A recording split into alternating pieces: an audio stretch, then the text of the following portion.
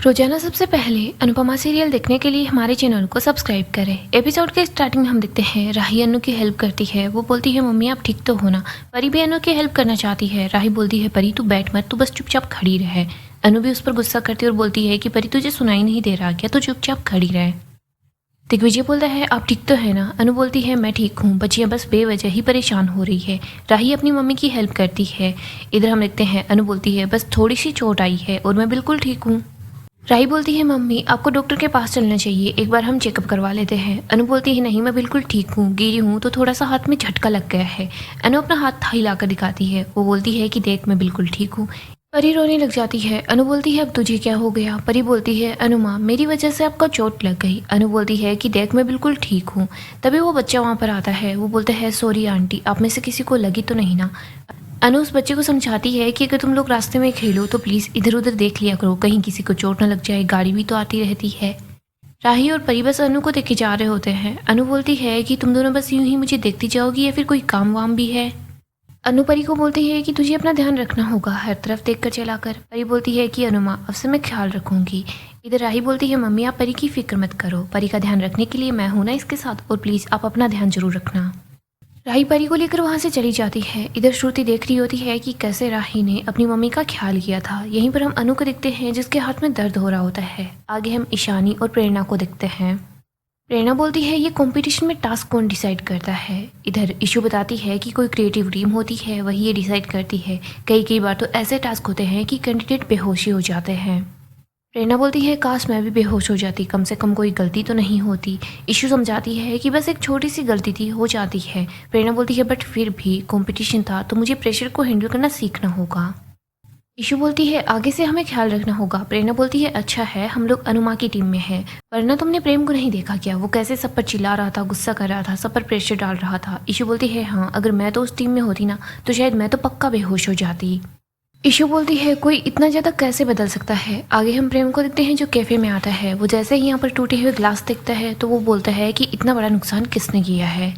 श्रुति गुस्सा करती है और वो बोलती है कि तुम बैलेंस शीट उठाकर देखोगी ना तो पता चलेगा कि नुकसान किसे कहते हैं। प्रेम कैफ़े चलाना है, कोई कंपटीशन नहीं करना जो जब टास्क आएगा तब देखी जाएगी, तुम तो कैफ़े पर ध्यान ही नहीं दे रहे। श्रुति बोलती है प्रेम मेहनत करनी पड़ती है लेकिन तुम क्या करते हो, तुम बस हमेशा गुस्सा करते रहते हो, अपनी टीम पर चिल्लाते रहते हो। तुम राही और परी को अनुपमा के पास जाने से रोक पाए क्या, नहीं रोक पाए ना। गौतम तो बैठे बैठे कॉफ़ी पी रहा होता है और सारा तमाशा एंजॉय कर रहा होता है। इधर हम देखते हैं श्रुति बोलती है कि प्रेम तुम चाहे कितनी भी अच्छी अच्छी डिशेज बना लो, कितना भी मेन्यू बदल लो, लेकिन लोग फिर भी सामने वाले कैफ़े में जाते हैं। क्यों? क्योंकि वो कैफ़े सस्ता है, वहाँ पर ज़्यादा अच्छी चीज़ें मिलती है। श्रुति बोलती है अगर प्रेम तुम इस कंपटीशन को हार गए ना तो ना चाहते हुए भी मुझे इस कैफ़े को बंद करना होगा। राही बोलती है बट श्रुति बोलती है कि आदू यही हमारी रियलिटी है। बार बार इन्वेस्टर्स मुझसे सवाल पूछ रहे हैं, मैं उनको क्या बोलूँ, मेरे पास कोई जवाब ही नहीं है। प्रेरणा बोलती है डायरी चुराने से भी बड़ी गड़बड़। इशू बोलती है हाँ। तभी यहाँ पर बा आती है। वो बोलती है हाय राम। इशू और प्रेरणा दौड़कर बा के पास आते हैं। वो बोलते हैं कि क्या हो गया। बा बोलती है प्रेरणा तू अपना हुलिया देख, तूने कैसे चड्डी और टी शर्ट पहन रखी है।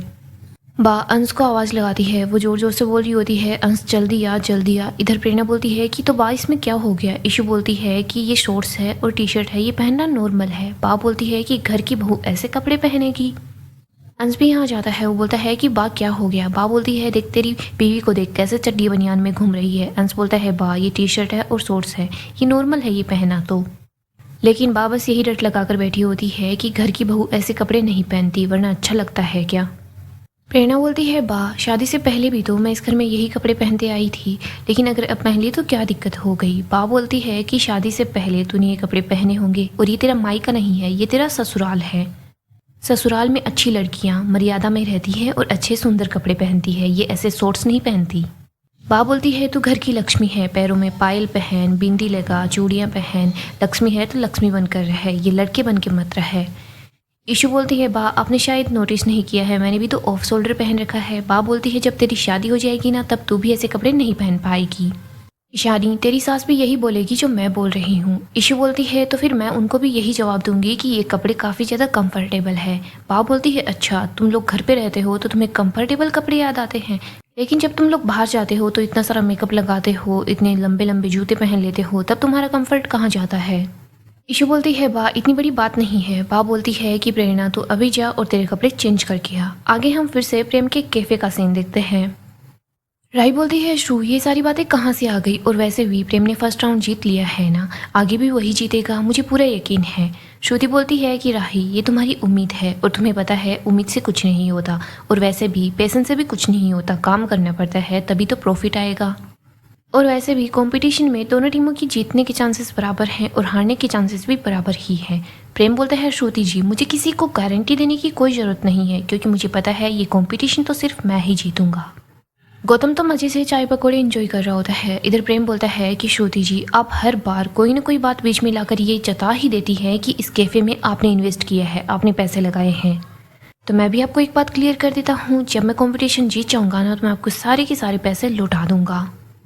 श्रुति बोलती है प्रेम लेकिन तुम ऐसा क्यों करोगे। प्रेम बोलता है कि फिर इस कैफ़े पर पूरा का पूरा हक मेरा होगा। श्रुति बोलती है बट ये कैफ़े तो राही के नाम पर है। प्रेम बोलता है मैं भी अच्छे से जानता हूँ, लेकिन जब आपके मैं सारे पैसे लौटा दूंगा तो उसके बाद मैं और राही हम दोनों आराम से मिलकर अपना कैफ़े चलाएंगे, अपनी मर्जी से चलाएंगे। और हाँ उसके बाद आप पर भी कोई प्रेशर नहीं होगा, आपको भी इन्वेस्टर्स को कोई जवाब नहीं देना होगा। राही बोलती है प्रेम तुम ऐसा क्यों बोल रहे हो, श्रुति का कहने का वो मतलब नहीं था। प्रेम बोलता है किसी के कहने का कोई भी मतलब क्यों ना हो, लेकिन मुझे सिर्फ एक बात पता है, मैं अनुपमा जोशी को कंपटीशन में भी हराना चाहता हूँ और उनके इस कैफ़े को भी बंद करवाना चाहता हूँ। आगे हम फिर से साहा हाउस का सीन देखते हैं। बा बोलती है कि तू खड़ी क्या है, जाकर कपड़े चेंज कर रहा। प्रेरणा बोलती है कि बा मैं आपकी सारी बातें मान लूँगी, लेकिन आप मुझे ये बताइए आप इस घर की बहू और बेटी में इतना ज़्यादा फ़र्क क्यों करती है। ईशु और माही घर की बेटियां हैं तो कैजुअल्स भी पहन सकती है, शॉर्ट्स भी पहन सकती हैं, लेकिन मैं क्यों नहीं। बाकी बोलती है बहू तो बहू होती है और बेटी बेटी ही होती है, ये फ़र्क हमेशा से था, है और हमेशा ही रहेगा। अंश बोलता है हाँ जैसे आप पहले भी झगड़ालू थी अभी भी हैं और हमेशा ऐसी ही रहेंगी। प्रेरणा बोलती है पाकी हुई आप तो एक औरत है, आपको तो समझना चाहिए ना कि घर की जो बहू है इस पर ये हमेशा टर्म्स और कंडीशन नहीं रह सकते। बा बोलती है ये मैं नहीं जानती, लेकिन शुरू से यही होता आया है, अभी भी यही होगा और हमेशा आगे भी यही चलता रहेगा। बा बोलती है अगर प्रेरणा तुझे मेरे घर में रहना है तो मेरे हिसाब से रहना होगा। तभी यहाँ पर दिग्विजय और अनु पहुँच जाते हैं। अनु बोलती है बा बोलती है कि बा क्या तू अपनी इस बहू को समझाना, देख इसको एक बार। अनु देखती है कि प्रेरणा ने शॉर्ट्स पहन रखा है। बा प्रेरणा को बोलती है कि देख अहमदाबाद में सबसे ज़्यादा क्रांति ये अनुपमा लेकर आई है, लेकिन फिर भी इसने कभी भी ये चड्डी टी शर्ट पहनने का जैसा काम नहीं किया है, ये हमेशा से साड़ी पहनते आई है। तो ये जो बेशर्मी वाली हरकतें कर रही है ना ये बंद कर दे। अनु बोलती है बा प्रेरणा कोई बेशर्मी नहीं कर रही है। बा बोलती है हाँ मेरे घर में बहू ये चड्डी और टी शर्ट पहन के घूमेगी, मैं कुछ नहीं बोलूँगी। बा बोलती है इससे कह दे ये मेरा घर है और मेरे घर में इसे मेरे हिसाब से ही चलना होगा। प्रेरणा बोलती है घर हमेशा सास का क्यों होता है, बहुओं का क्यों नहीं होता। बा बोलती है तुझे मेरी बात माननी है तो मान ले, वरना। प्रेरणा बोलती है वरना क्या। बा बोलती है वरना मेरे घर से चली जा।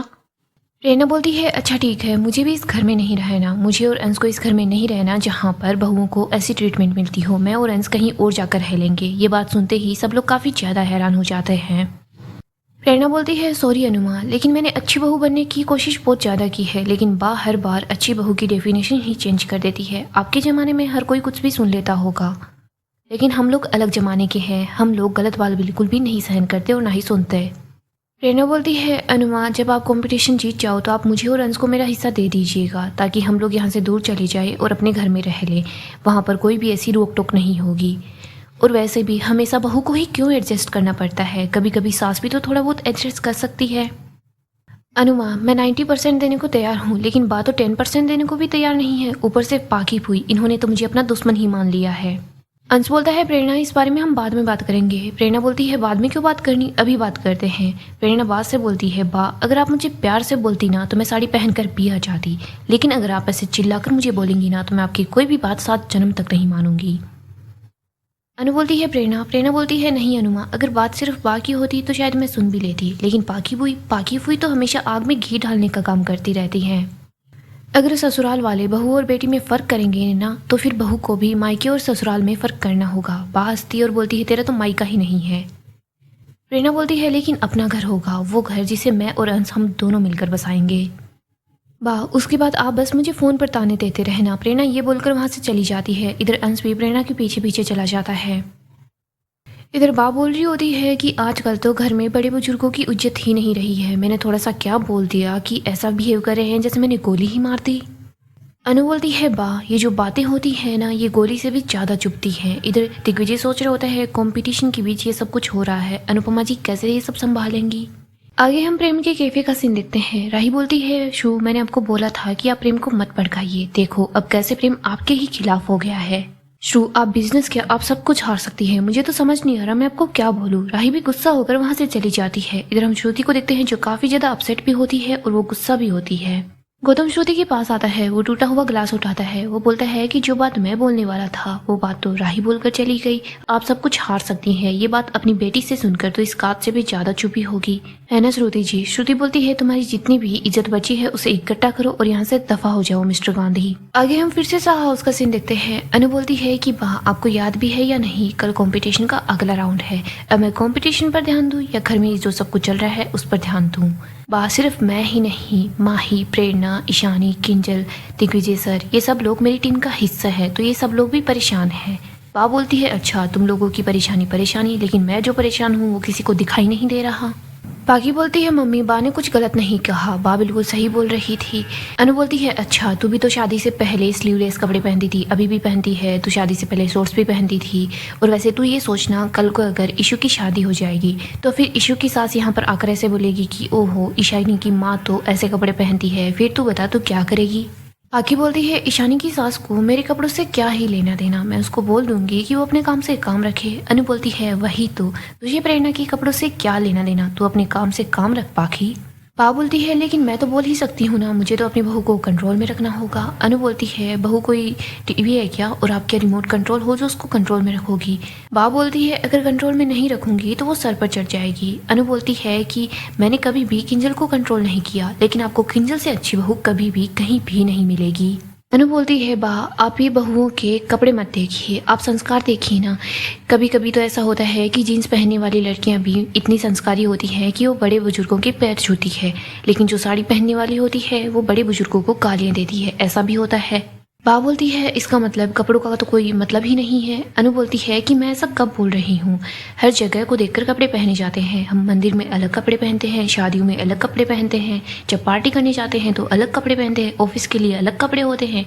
और बा ये तो घर है, और वाह घर की बहू घर की बेटी ही तो होती है, अगर वो अपने ही घर के अंदर अपने कंफर्ट के हिसाब से कपड़े नहीं पहनेगी तो फिर वो कहाँ पहनेगी। बा आप बहू और बेटी में फ़र्क मत कीजिए, और वैसे भी मान लीजिए कल को हमारी ईशानी की शादी होगी, उसके साथ ऐसा कुछ होगा तो। तभी इधर हम पाकी को देखते हैं, वो अनु के हाथ से कुछ होता है जो छीन लेती है। वो बोलती है वाह मम्मी वाह, आप इस घर में तो आग लगा रही हैं और अपना अलग घर बसाने की सोच रही हैं।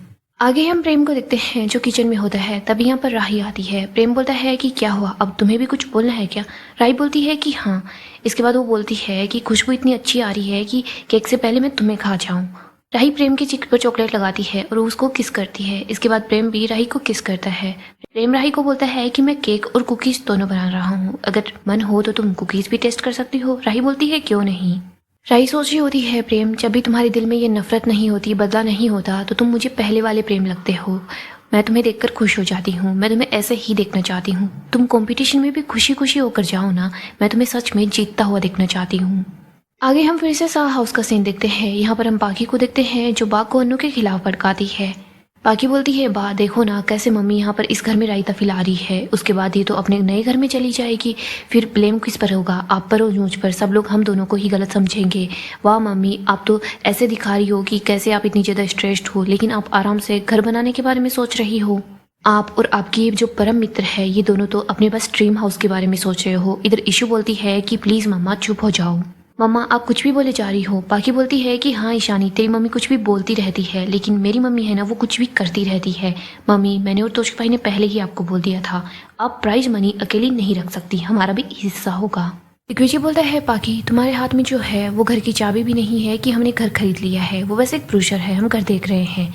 पाकी बोलती है कि हाँ ये ब्रोशर लाए हो तो फिर आलू खरीदने के लिए तो लाए नहीं हो, घर खरीदने के लिए ही लाए हो। आज ये लेकर आए हो, कल को आप घर की चाबी भी ले आओगे, है ना मम्मी, आप ऐसा ही करने वाली हो ना। अनु बोलती है कि पाखी थोड़ी देर के लिए चुप हो जा।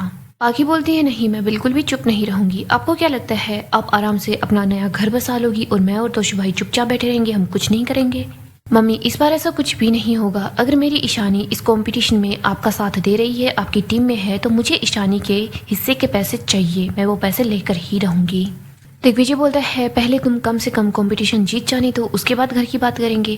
पाकी बोलती है कि हाँ उसके बाद तो पैसे दिखेंगे ही नहीं, जैसे मम्मी को अभी हम लोग नहीं दिख रहे हैं। दिग्विजय बोलता है कि हाँ तुम्हें बस हाथ में वो ब्रूशर दिखा, तुम्हें अपनी मम्मी के हाथ की चोट नहीं दिखी। ईशू बोलती है अनुमा क्या हो गया, आपके हाथ में चोट कैसे लगी। बाबी परेशान हो जाती है। इधर बाकी बोलती है कि मम्मी ये क्या हो गया, कल तो कंपटीशन का नेक्स्ट राउंड है, अब तो आप ठीक से काम भी नहीं कर पाओगी, ऐसे में तो हम कंपटीशन हार जाएंगे। बा मेरे साथ ही ऐसा क्यों होता है, मेरी ही किस्मत ऐसी क्यों है, पैसे आने से पहले ही पैसे डूब गए हैं। दिग्विजय बोलता है अभी भी तुम्हें सिर्फ पैसों की ही पड़ी है। पाखी तुम इतनी ज़्यादा सेल्फिश कैसे हो सकती हो, तुम्हें अभी भी सिर्फ कंपटीशन की पड़ी है, अपने माँ की हाथ की चिंता नहीं है। ईशू बोलती है अनुमा आपने डॉक्टर को दिखाया क्या। दिग्विजय बोलता है कि डॉक्टर को दिखाया है, पहले ऐसा लग रहा था नॉर्मल सी चोट है, लेकिन डॉक्टर ने बोला है काफ़ी ज़्यादा रेस्ट करना होगा। पाखी बोलती है लेकिन मम्मी फिर कंपटीशन का क्या होगा। अनु बोलती है कि पाखी तू बिल्कुल भी फिक्र मत कर, मैं दवा खाकर ठीक हो जाऊंगी। ईशानी बोलती है मामा आप थोड़ी देर के लिए तो चुप हो ही सकती हैं। इधर अनु को दिग्विजय बोलता है कि अनुपमा जी आपको जो दवाई दी है, जो ऑइंटमेंट दी है, वो दवाई तो खा लेना और ऑइंटमेंट लगा लेना। अनु बोलती है हाँ सर। ईशू बोलती है चलिए अनुमा मैं आपको दवा लगा देती हूँ। इधर बा बोलती है मैं तेरे लिए काढ़ा बना देती हूँ। अनु बोलती है बा आप प्रेरणा को दर्द देना बंद कर दीजिए, घर में सुख रहेगा, शांति रहेगी तो फिर मुझे भी दर्द नहीं होगा। अनु पाकी को बोलती है तू चुप होना सीख जा, वरना मैं इस टूटे हुए हाथ से भी बहुत कुछ कर सकती हूँ, अच्छे से थप्पड़ लगा सकती हूँ। ईशू अनु को लेकर वहां से चली जाती है। इधर पाकी फिर से बा को अनु के खिलाफ भड़काती है। वो बोलती है कि देखा ना मम्मी का एटीट्यूड, देखा ना, मैं तो बोल रही हूँ मम्मी अगर अपना एटीट्यूड छोड़कर आ जाए ना तो मम्मी को 1 करोड़ रुपए एक दिन के मिल जाए। वैसे भी मुझे लग रहा है ये मम्मी और दिग्विजय जी अपने ड्रीम होम के लिए सारे के सारे कंपटीशन के पैसे गवा देंगे। बा कहीं ऐसा ना हो जाए कि ये दोनों बिना शादी के ही एक ही घर में शिफ्ट हो जाए, फिर तो लोग हम पर थू थू करेंगे। आगे हम अनु को देखते हैं जो अपने हाथ पर ऑइंटमेंट लगा रही होती है। वो बोलती है कपाड़िया जी मेरे हाथ में बहुत ज़्यादा दर्द हो रहा है। अनु बोलती है लेकिन आप फिक्र मत कीजिए, ये हाथ जो है कल तक ठीक हो जाएगा, कलाई सिर्फ मुड़ी है, टूटी नहीं। मुझे जल्दी ही ठीक होना होगा ताकि मैं कंपटीशन में ठीक से काम कर पाऊँ। आगे हम राही को देखते हैं। वो देखती है कि प्रेम को बुखार हो गया है। वो बोलती है प्रेम तुम्हें रेस्ट करना होगा। प्रेम बोलता है राही मुझे जाने दो। राही बोलती है प्लीज प्रेम तुम अपनी सेहत का ख्याल रखो, इस कंपटीशन को भूल जाओ, ये जीत तुम्हारी किस्मत में नहीं है। प्रेम गुस्सा करता है और बोलता है राही मुझे अपनी तबीयत की फिक्र नहीं है, मुझे इस कंपटीशन को जीतना है। प्रेम तभी अपनी नींद से उठता है तो वो देखता है उसने तो सिर्फ ये सपना देखा है। प्रेम सोच रहा होता है थैंक गॉड ये सिर्फ एक सपना था, मुझे पता चला है कि अनुपमा जोशी के हाथ में चोट लगी हुई है, मुझे वो जैसे भी करके उन्हें कंपटीशन में हराना होगा, चाहे कुछ भी हो जाए। गाइस डेली अपडेट के लिए आप हमारे चैनल को सब्सक्राइब करें, साथ ही साथ वीडियो को लाइक भी कर दें।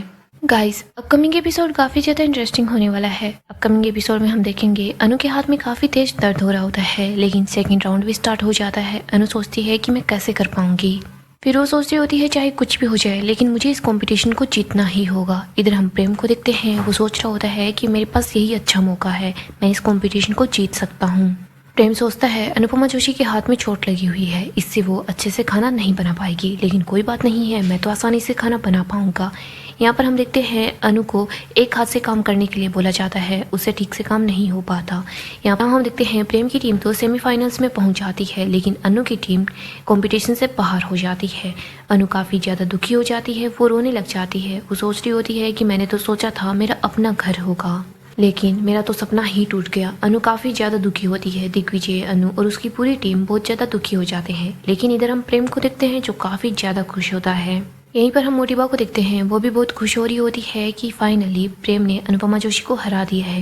लेकिन हम देखते हैं अनु ये सिर्फ सपना देख रही होती है कि उसे कंपटीशन से बाहर कर दिया गया है। यहाँ पर हम देखते हैं अनु सोच रही होती है कि अच्छा है मैंने सिर्फ सपना देखा है, मुझे कंपटीशन के लिए अच्छे से सारी की सारी तैयारी करनी ही होगी। सो दोस्तों आने वाले एपिसोड्स काफ़ी ही ज़्यादा धमाकेदार होंगे। आप अपडेट के लिए हमारे चैनल को सब्सक्राइब करें, साथ ही साथ वीडियो को लाइक भी कर दें।